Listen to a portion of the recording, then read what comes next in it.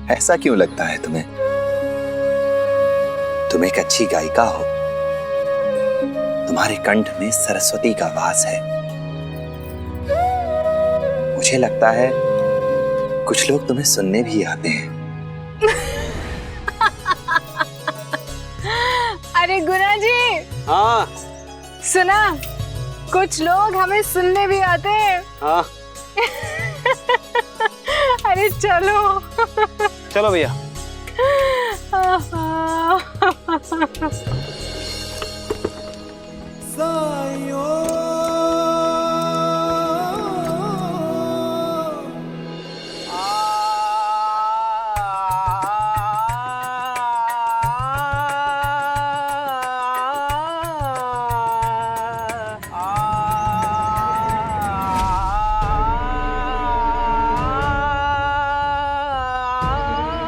पंता जी, Swarna by यहाँ आ रही है। लेकिन ये यहाँ क्यों आ रही है?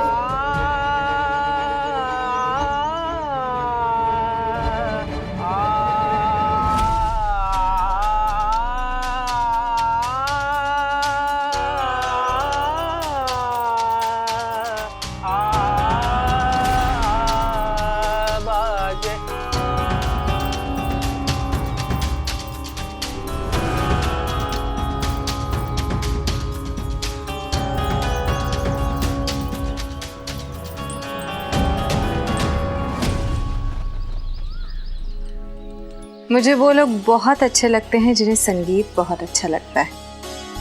वैसे तो लोग मेरे पास आते हैं, लेकिन आज मैं आपके पास आई हूँ। सुवर्णा बाई, इस नाम की गूंज तो सुनी होगी आपने।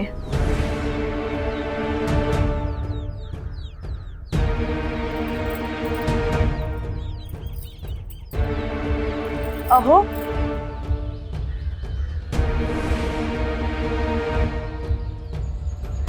नाम की गूंज हो तो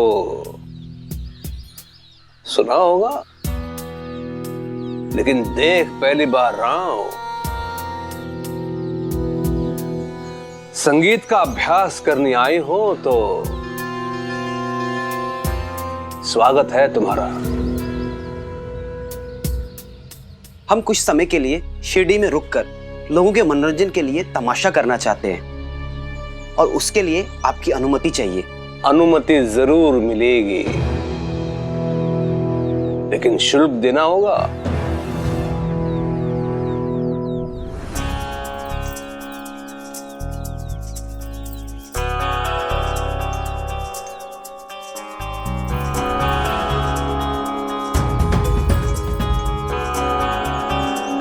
नुकसान आप करें और उसके ऊपर शुल्क भी लगाएं।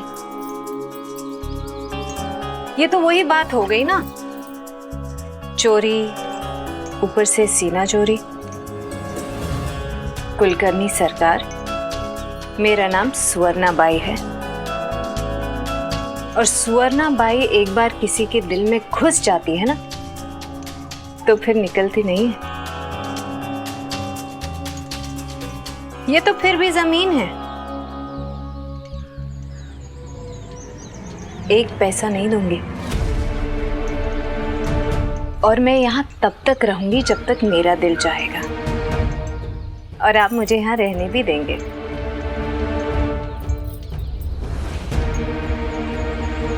और अगर आपने मना किया ना, तो मैं पूरे गांव को बता दूंगी कि कैसे आपके इन दो नमूनों ने मेरे हाथों आप ही के एक गांव के आदमी की हत्या करने की साजिश की थी।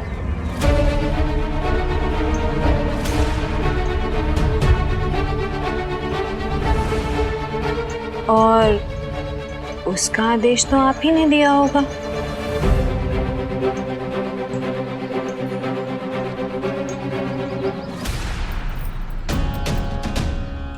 स्वर्णा बाई सामने हो और किसी के चेहरे का रंग ना उड़े तो स्वर्णा बाई कैसी?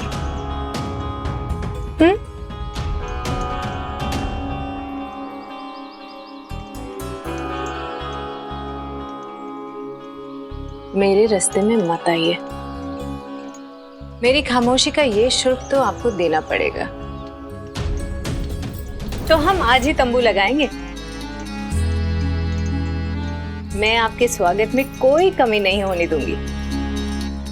आपका जब जी चाहे आप आ जाना। मैं आपके लिए खास गाना गाऊंगी, या फिर हम दोनों मिलके युगल स्वर गाएंगे। बड़ा मजा आएगा।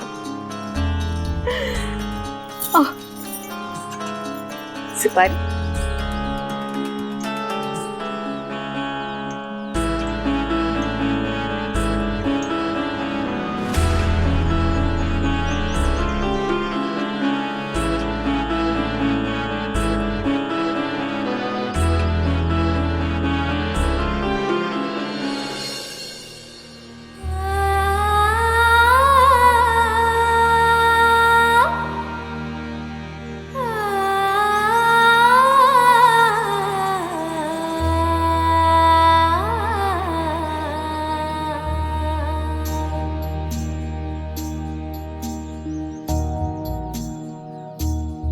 तीखी तीखी अदा मेरी सबसे जुदा, तीखी तीखी अदा मेरी सबसे जुदा, है नजर मेरी तेज तरारी।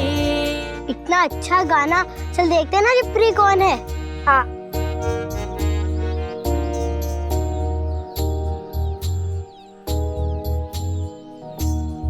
तीखी तीखी अदा मेरी सबसे जुदा, तीखी तीखी अदा मेरी सबसे जुदा, है नजर मेरी तेज तरारी।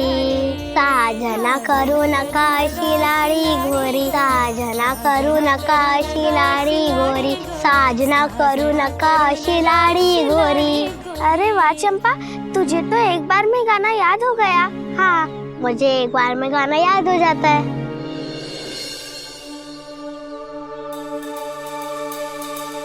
अरे वाह, तुम तो बहुत अच्छा गाती हो। मिठाई खाओगे?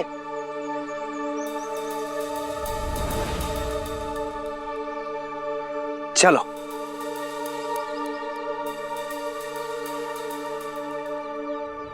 साजन करो नकाश लाड़ी गोरी, साजन करो नकाश। ये दोनों इसी गांव में रहती हैं।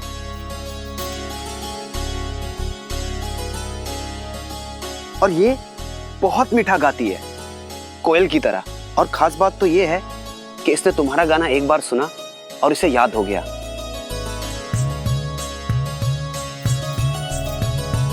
जरा हमें भी तो कुछ गा के सुना।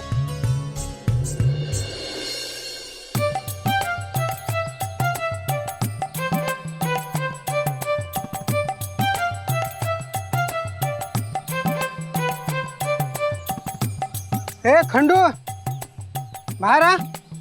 अरे ये देख, तमाशा लग रहा है सुवर्ण भाई का अपने शिरडी में। हाँ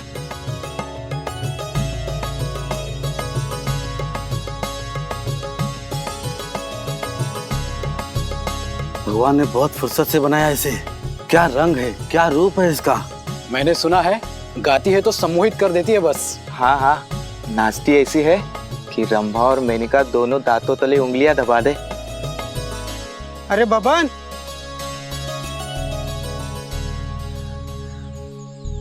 तमाशा में आगे बैठने का दाम जानते हो कितना है? 8 आना। 8 आना? नो। मैं तो सबसे आगे बैठ के तमाशा देखूंगा, चाहे इसके लिए मुझे कुछ भी करना पड़े।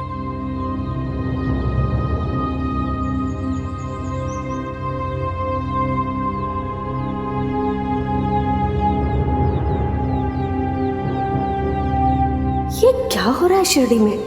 तीखी तीखी अदा मेरी सबसे जुदा, है नजर मेरी तेज तरारी। अरे वाह, तुम तो बहुत गुणी हो। बहुत सुरीली है तुम्हारी आवाज। सच में? बस तुम्हें कोई ऐसा चाहिए जो तुम्हारी इस प्रतिभा को निखार सके।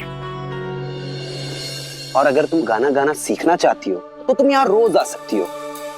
ये तुम्हें गाना गाना सिखाएंगी।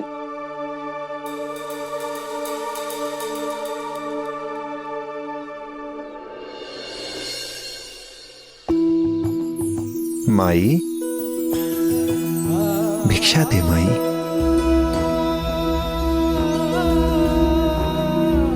अल्लाह मालिक।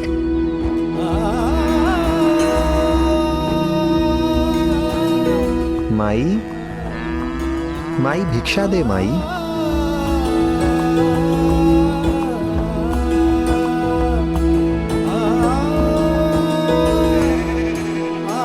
भिक्षा दे माई। अल्लाह मालिक।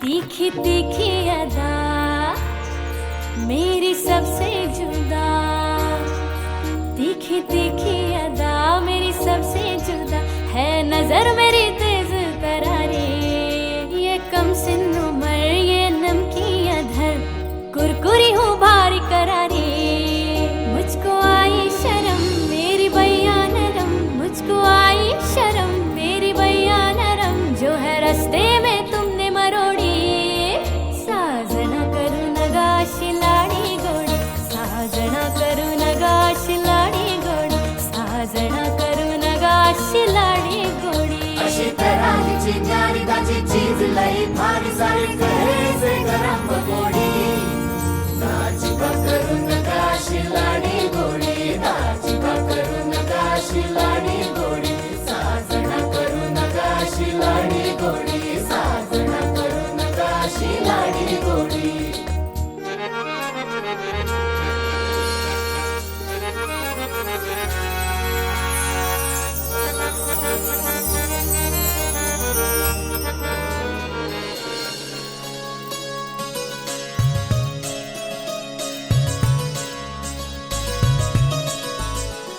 अपने साधारण वस्त्र में सुवर्णाबाई इतनी अच्छी लगती है, जब सजदश के तमाशा करती होगी तब तो अप्सरा दिखती होगी।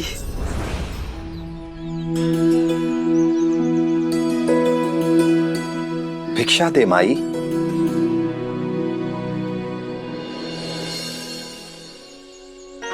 भिक्षा दे माई।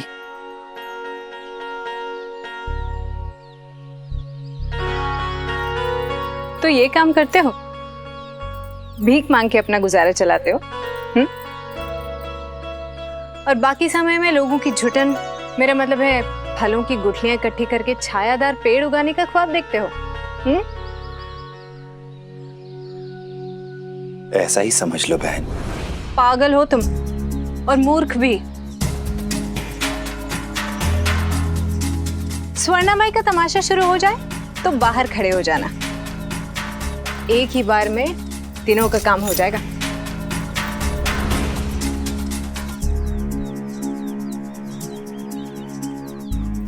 चलो।